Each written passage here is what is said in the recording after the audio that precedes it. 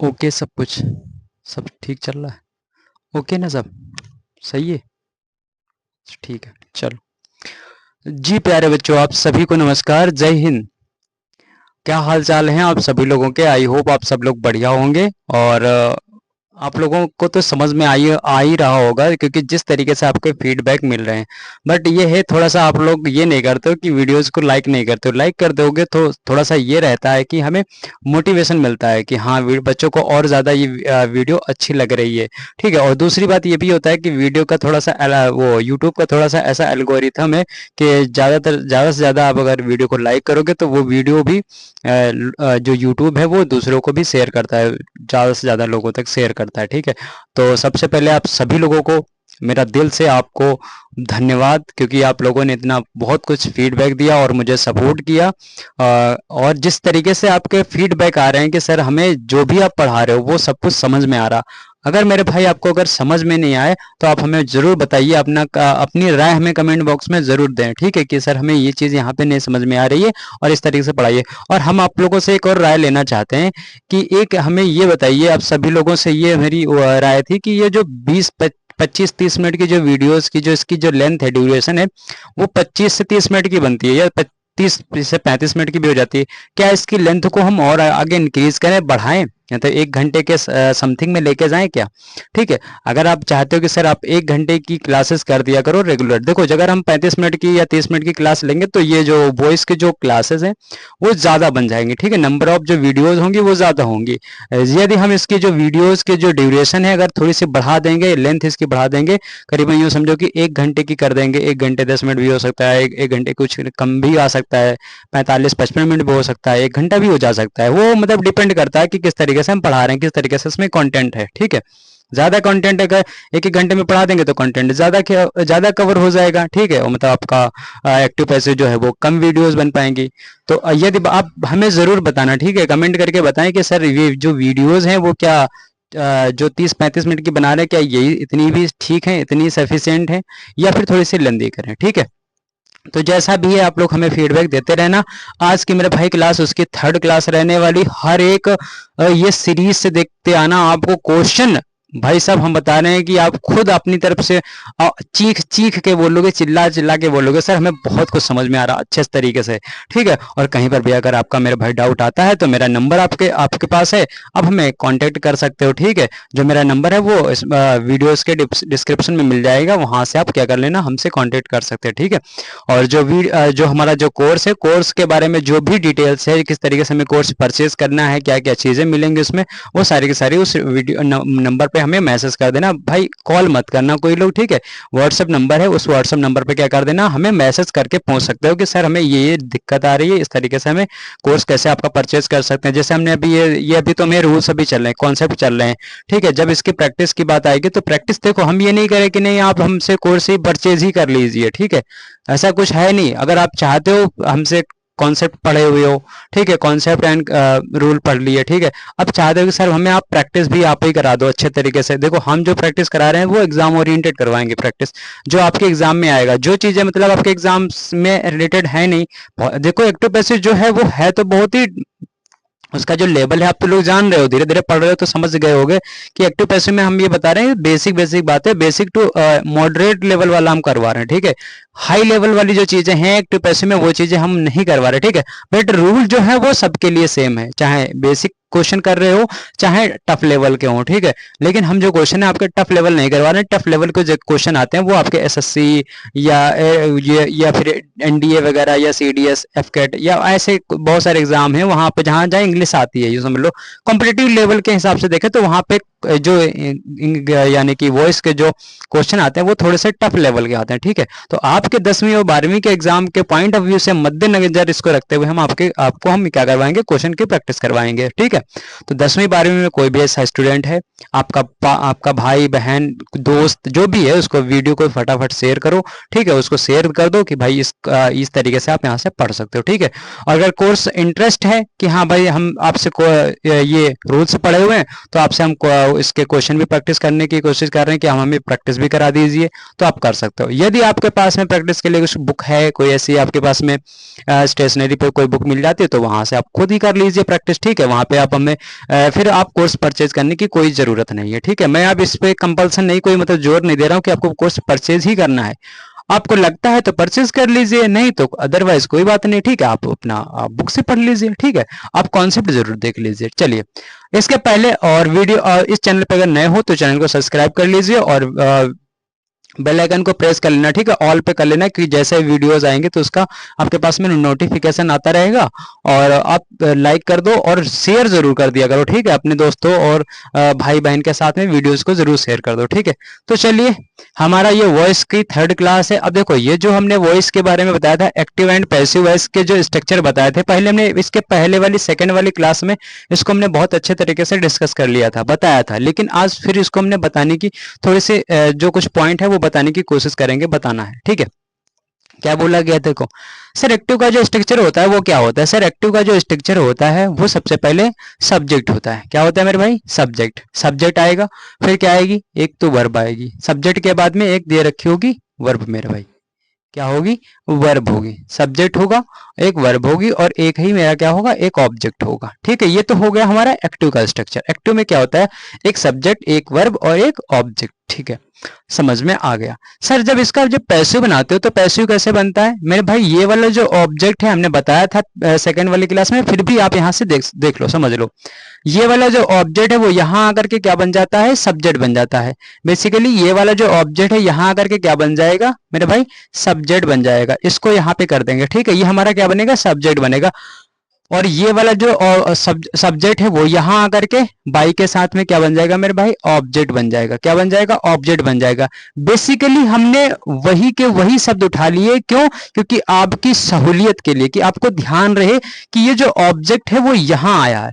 हम यहाँ पे अगर सब्जेक्ट लिख देते, देखो ये जो मेरे भाई ऑब्जेक्ट है ना, ये ऑब्जेक्ट यहाँ करके सब्जेक्ट बनता है, ठीक है। ये इसको आप काटा मार करके यहाँ पे आप सब्जेक्ट लिख लो। क्या लिख लो मेरे भाई, सब्जेक्ट लिख लो। यानी कि क्या बनता है, ये सब्जेक्ट बनता है।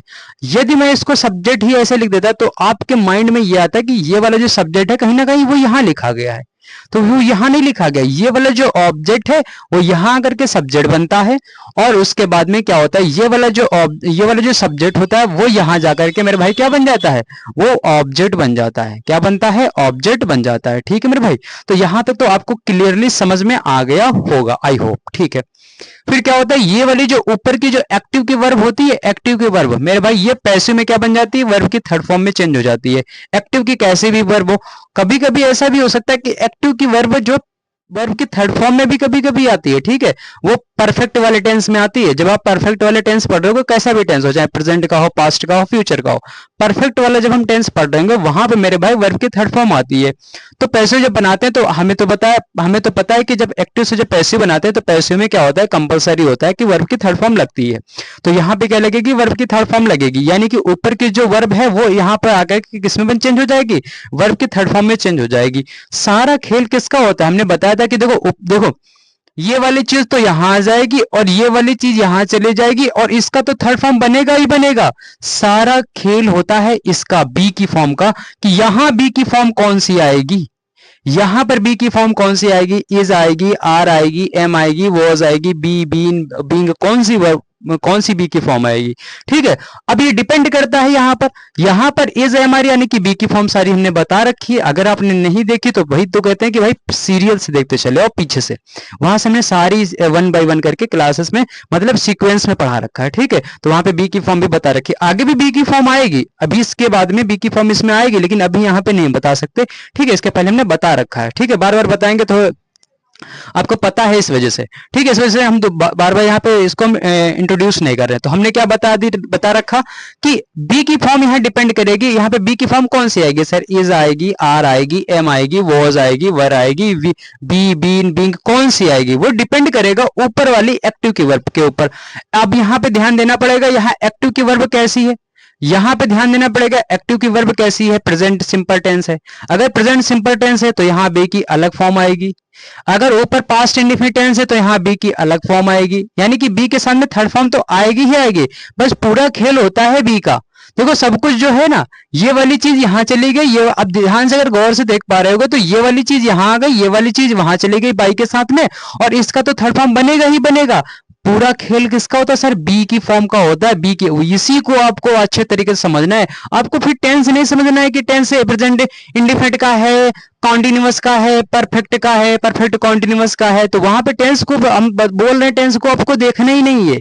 आपको सिर्फ और सिर्फ वर्ब को देख करके आइडेंटिफाई करना है कि वर्ब एक्टिव की वर्ब है तो पैसिव की वर्ब में क्या चेंज हो जाएगी, पैसिव की वर्ब में बी प्लस वर्ब की थर्ड फॉर्म में चेंज होगी कि नहीं चेंज होगी। ठीक है, तो यहां तक तो हमने सारी चीजें पढ़ ली। ठीक है, पढ़ ली कि नहीं पढ़ ली, समझ में आ गया होगा। आई होप आप सभी लोगों, अगर समझ में आ गया है तो फटाफट जितने भी आपके दिल हो फटाफट दिल फेंक के मारो कमेंट बॉक्स में कि कमेंट बॉक्स भर जाना चाहिए।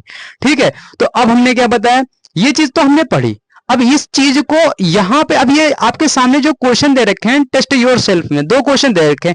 अब इन क्वेश्चन को एक्टिव से पैसिव बनाना ये मुद्दा नहीं है कि आप एक्टिव से पैसिव बना पा रहे हो कि नहीं बना पा रहे हो। मुद्दा इस बात का है कि ये जो चीज हमने अभी बताई हुई है, ये जो चीज हमने बताई हुई है एक्टिव से पैसिव बनाने के लिए जो रूल्स बताया, क्या इसको इंप्लीमेंट कर पा रहे हैं कि नहीं कर पा रहे, ये चीज को यहाँ पे इंप्लीमेंट करने की कोशिश कीजिए, या फिर इन वाले क्वेश्चन को यहाँ पे इंप्लीमेंट कर दीजिए। वैसे ये वाले जो स्ट्रक्चर है वो उसको यहाँ पे इंप्लीमेंट करिए, देखिए क्या ये बना पा रहे हो कि नहीं बना पा रहे हो। ठीक है, ये स्ट्रक्चर यहाँ पे इंप्लीमेंट कर पा रहे हो या नहीं कर पा रहे हो। ठीक है, ये मुद्दा नहीं है कि आप एक्टिव पैसिव बना रहे हो कि नहीं, बहुत आसान है। एक्टिव पैसिव भी धीरे धीरे सीखेंगे कि कैसे एक्टिव पैसिव बनते हैं। ठीक है, अभी तो हमने ये सीखा कि ये वाली चीज वहां चली गई, वो चीज इधर बाई के साथ में यहाँ आ जाएगी, और ये वर्ब की थर्ड फॉर्म बनेगी। यहाँ बी की फॉर्म कौन सी आएगी, डिपेंड करेगा ऊपर वाली वर्ब के ऊपर जो वर्ब है कैसी वर्ब है, प्रेजेंट की वर्ब है, पास्ट की है, पास्ट की वर्ब पास्ट के साथ पास्ट टेंस आया हुआ है, प्रेजेंट आया है, कॉन्टिन्यूअस आया, कैसा भी है, तो उस पर डिपेंड करेगा यहाँ बी की फॉर्म कैसे आएगी। देखो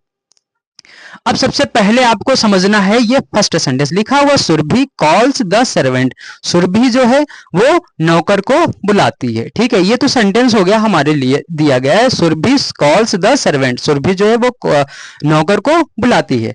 अब यहाँ पे क्या है, पहले आइडेंटिफाई करो कि ये क्या है सर, ये वाला जो आपने लिखा ना ये वाला, तो ये तो जो है क्या है मेरे भाई, ये तो है सब्जेक्ट, क्या है मेरे भाई, सब्जेक्ट है। फिर ये क्या लिखी हुई है सर, ये तो वर्ब लिखी हुई है। आप आइडेंटिफिकेशन करना सीखो, वीडियो को पॉज करके आप खुद से अपना करने की कोशिश करो, अगर नहीं कर पाए तो आप यहाँ पे अभी समझ लो अच्छे तरीके से। ठीक है, और कॉपी पेन जरूर निकाल के रखना। ठीक है, और इसकी सारी की सारी पीडीएफ हमने टेलीग्राम पे डाल रखी है इसके सेकंड वाली क्लास तक। ठीक है, और थर्ड और फोर्थ की क्लास की जो पीडीएफ है आगे आ जाएगी। ठीक है, फिर उसके बाद में ये हमने आइडेंटिफाई करा कि ये क्या है सर, ये ऑब्जेक्ट है, क्या है ये ऑब्जेक्ट है, और ऑब्जेक्ट है तो कैसे, यहां पर तो ऑब्जेक्ट आ गया, यानी कि ये सब्जेक्ट, ये वर्ब, ये ऑब्जेक्ट मिल गया। अब इसी चीज को इंप्लीमेंट यहां करो, तो हमें पता है कि ये वाली चीज यहां चले जाएगी, तो ये चीज इधर आ जाएगी, तो ये वाली चीज आएगी इधर, तो क्या बन जाएगा, तो वो हमें एक्टिव पैसिव नहीं बना रहे, हम सिर्फ इस रूल को इंप्लीमेंट कर रहे हैं यहाँ पे। एक्टिव पैसिव तो बहुत आसान आपके लिए कर देंगे, पहले इसना समझ लो। तो ये वाला जो ऑब्जेक्ट जो आपने बताया वो चीज इधर चली जाएगी, तो ले जाओ उधर, तो मेरे भाई ये जो द सर्वेंट है वो इधर आ जाएगा, द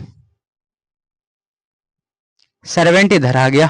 ठीक है, उसके साथ में बी की फॉर्म यहाँ कौन से आएगी, हमें पता है यहाँ बी की फॉर्म इज आएगी। अभी मैं समझना कि यहाँ कौन से आपने सर अपने लगा दिया, क्योंकि हमें पता है इसलिए, आपको भी नहीं पता है तो कोई बात नहीं, अभी समझ लो। ठीक है, यहाँ ये आ जाएगी, मान लो कि यहाँ पे हमने छोड़ दो, यहाँ पे इधर कर दिया। ठीक है, ये वाला द सर्वेंट इधर कर दिया, और ये वाली चीज इधर आ जाएगी बाई के साथ में।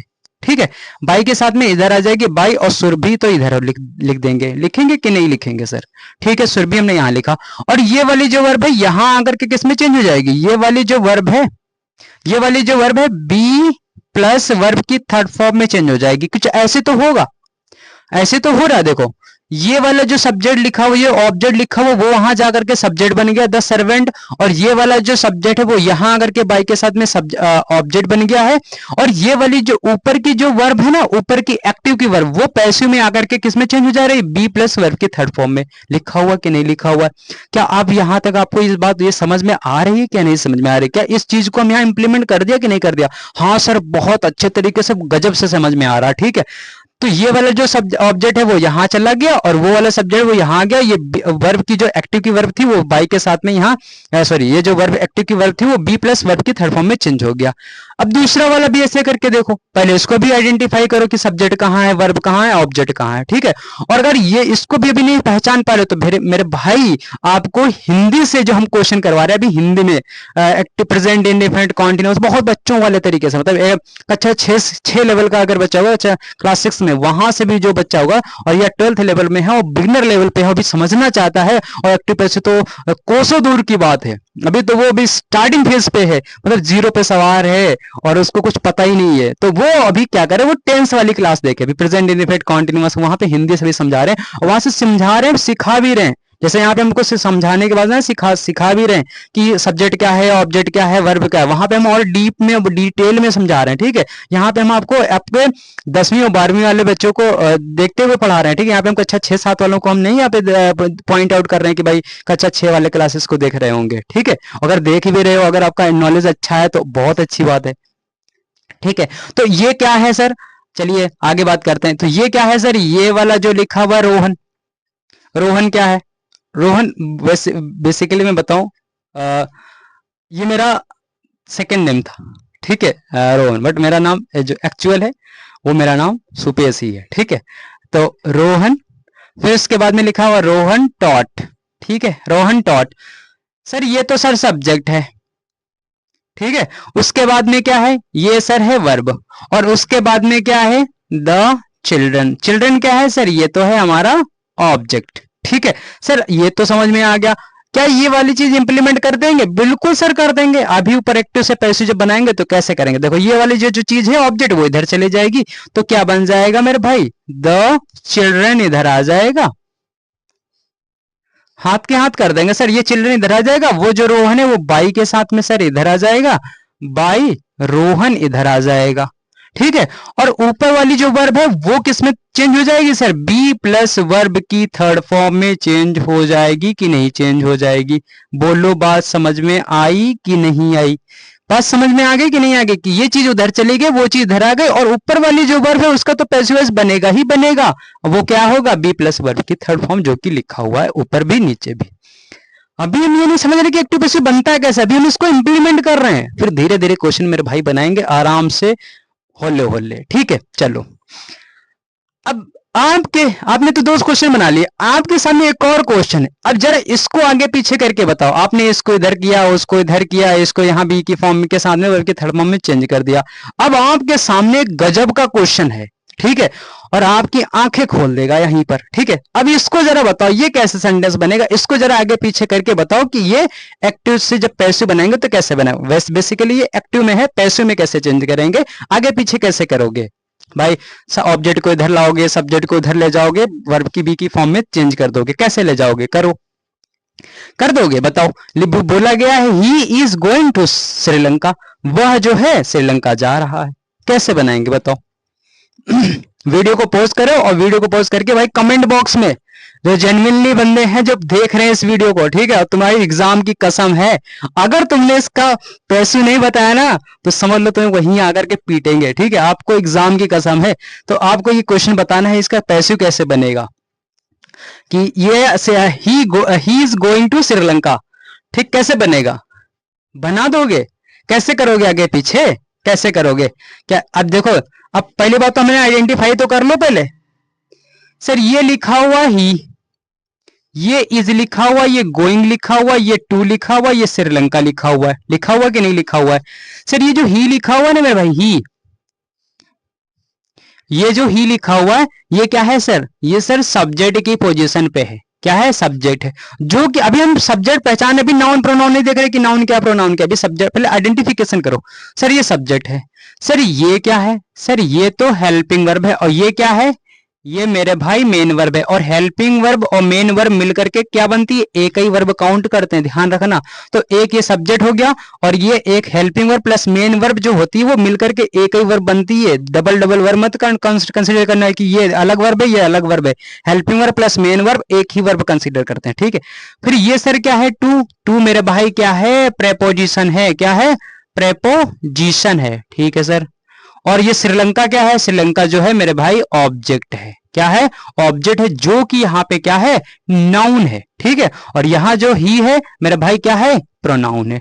क्या आपको बात समझ में आ रही है, यहाँ तक आप कर पा रहे हो कि हेल्पिंग वर्ब क्या है, मेन वर्ब क्या है, प्रीपोजिशन क्या है, ऑब्जेक्ट, नाउन, प्रोनाउन क्या है, वो सारी चीजें, ठीक है। अब जरा इसको आगे पीछे करोगे, कैसे करोगे, नहीं कर पाओगे मेरे भाई, इसको नहीं कर पाओगे, ठीक है, नहीं हो पाएगा इसका आपको आगे पीछे नहीं कर पाओगे। सर क्यों, अभी तो आपने बताया कि आगे पीछे करके इसको पैसे बना देंगे, अगर इसको आगे पीछे करोगे तो आप आगे पीछे इसको नहीं कर सकते। सर क्यों नहीं कर सकते, अब आपको बताते हैं। क्या आपको ध्यान आ रहा है कि आपने ट्रांजिटिव इंट्रांजिटिव वर्ब पढ़ी कि नहीं पढ़ी हुई है, कि ट्रांजिटिव वर्ब्स कौन सी होती हैं, इंट्रांजिटिव वर्ब्स कौन सी होती है, वही यहाँ पे लिखा हुआ है मेरे भाई। ये कैसी वर्ब है, इंट्रांजिटिव वर्ब है, और इंट्रांजिटिव वर्ब के पैसिव वॉइस नहीं बनते हैं, ट्रांजिटिव वर्ब के पैसिव वॉइस बनते हैं। तो चलिए सर एक बार जरा बता दीजिए, समझा दीजिए। देखो ऊपर लिखा हुआ, जरा नोट करके लिखा हुआ, क्या लिखा हुआ है कि डू नॉट मेक,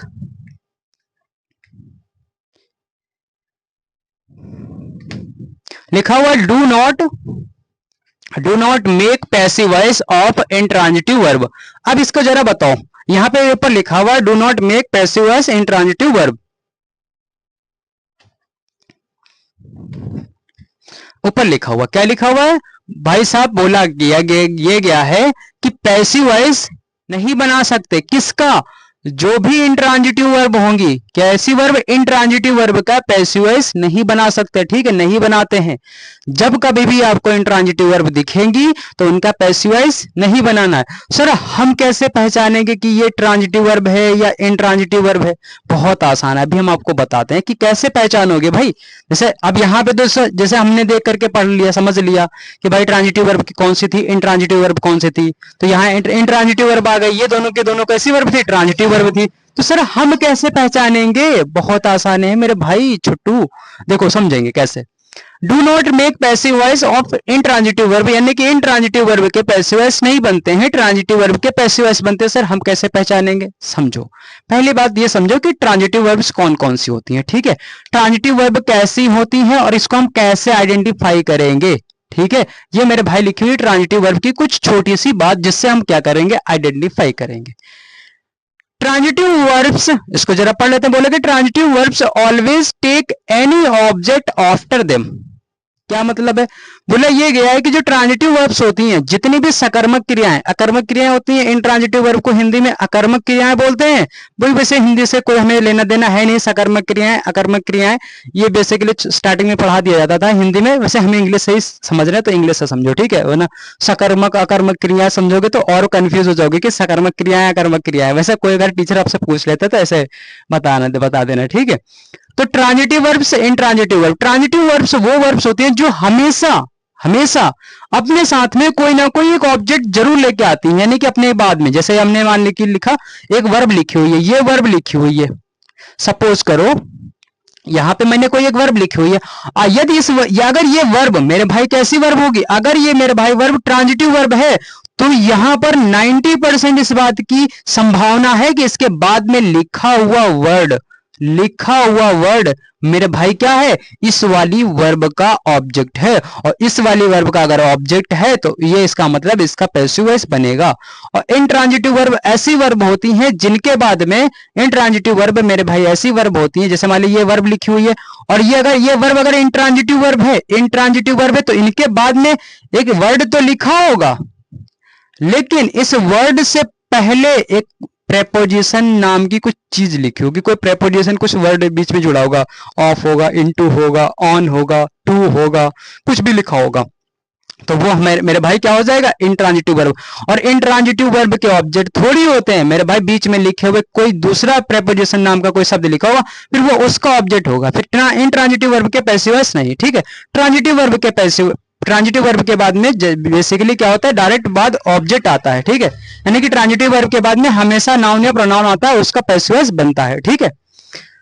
तो चलिए क्या हमने समझा, हमने ये समझा कि ट्रांजिटिव वर्ब्स हमेशा अपने बाद में, ठीक है, हमेशा अपने बाद में, ठीक है, देम यानी कि वो ये देम किसके लिए यूज किया गया, यानी कि वर्ब्स के लिए। कौन सी वर्ब, ट्रांजिटिव वर्ब, यानी कि जितनी भी ट्रांजिटिव वर्ब्स होंगी उनके बाद में आपको क्या देखने को मिलेगा, एक ऑब्जेक्ट जरूर देखने को मिलेगा।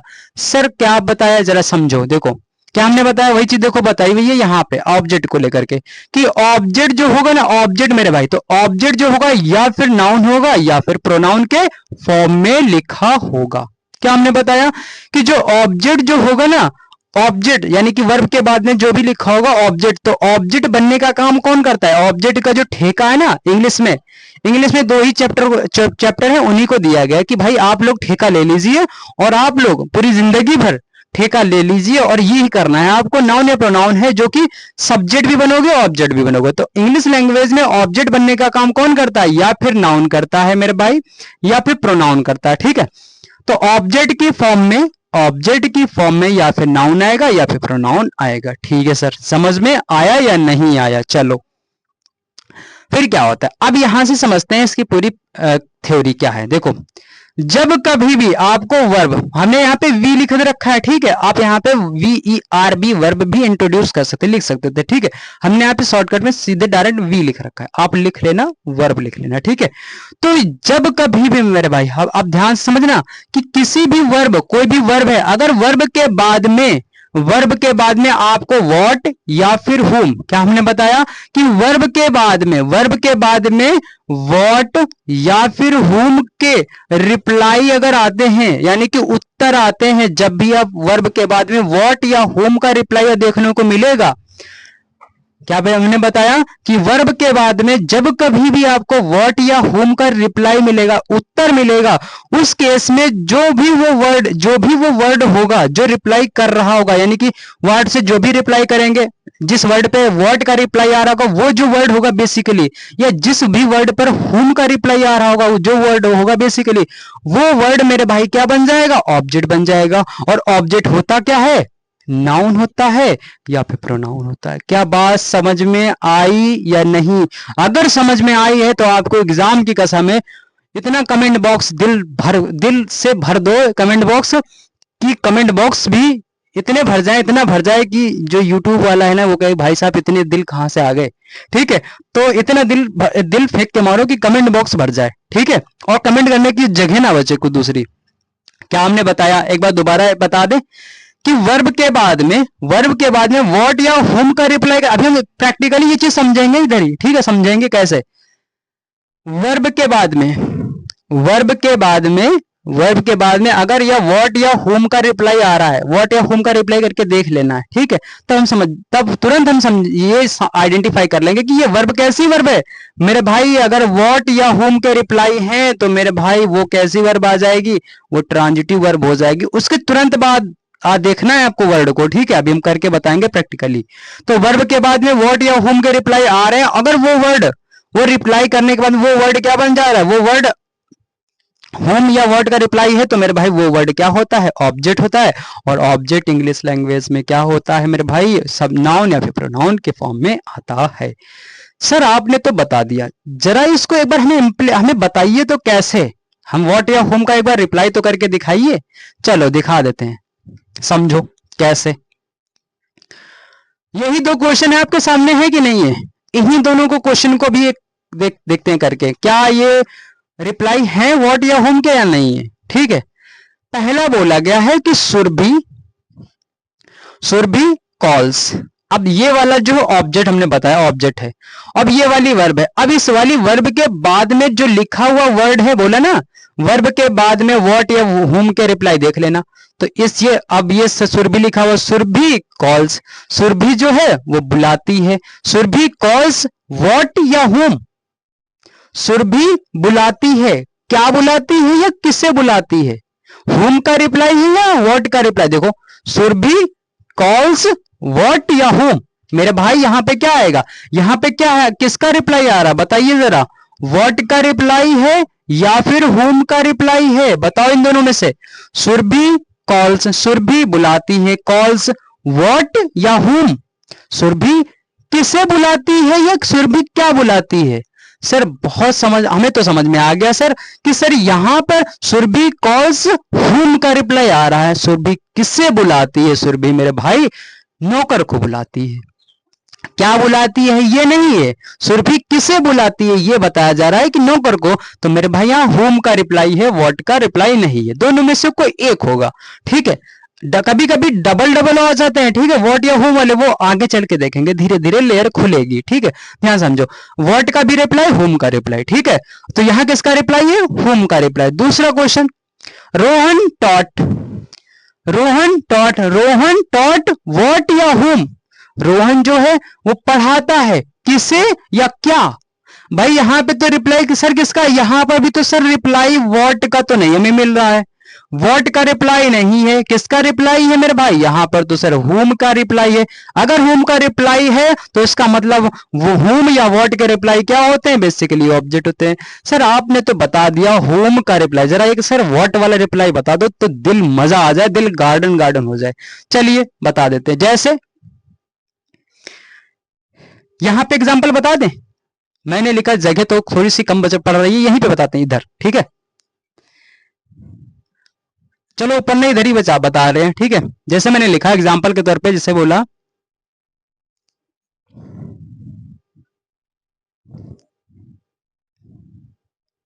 Surabhi, Surabhi gave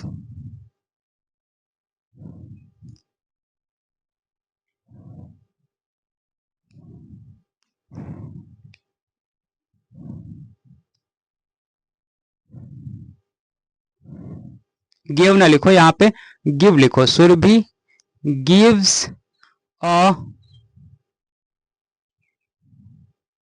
gift.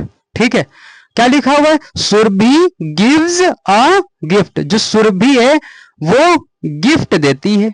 ठीक है, सुरभि गिफ्ट देती है, तो इसका मतलब ये तो सुरभि यहाँ पे सब्जेक्ट है और गिव्स क्या है मेरे भाई? वर्ब है। और आ गिफ्ट लिखा हुआ मेरे भाई ये क्या है? ये ऑब्जेक्ट है। कैसे पहचाना? सर आपने तो पहचान लिया, हमें भी तो बताओ। आप तो खुद ही पढ़ते जा रहे हो, हमें भी तो समझा दो।